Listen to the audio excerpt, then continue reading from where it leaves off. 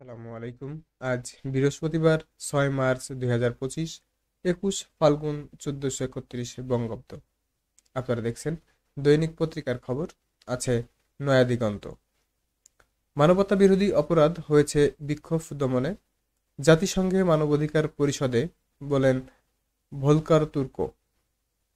হাসিনা ও তার সহযোগীদের বিচার হবেই, কোনো সন্দেহ নেই, বলছেন প্রধান উপদেষ্টা। শ্রম আইন আন্তর্জাতিক মানের করার নির্দেশ প্রধান উপদেষ্টার। রমজানের নির্বাচনে প্রাক প্রস্তুতি সারতে চায় বিএনপি।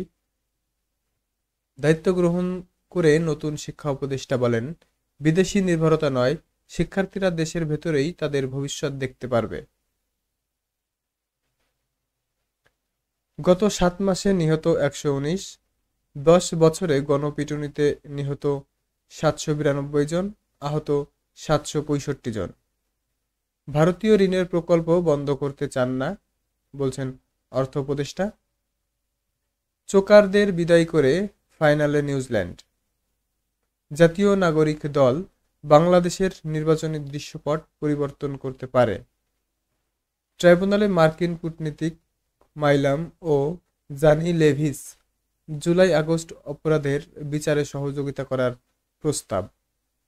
এই ছিল নয়া দিগন্তের প্রথম পাতার খবর। প্রতিনিয়ত আপডেট খবর জানতে আমাদের পেজটি ফলো করুন, আমাদের সাথেই থাকুন। সকলকে ধন্যবাদ। আসসালামু আলাইকুম।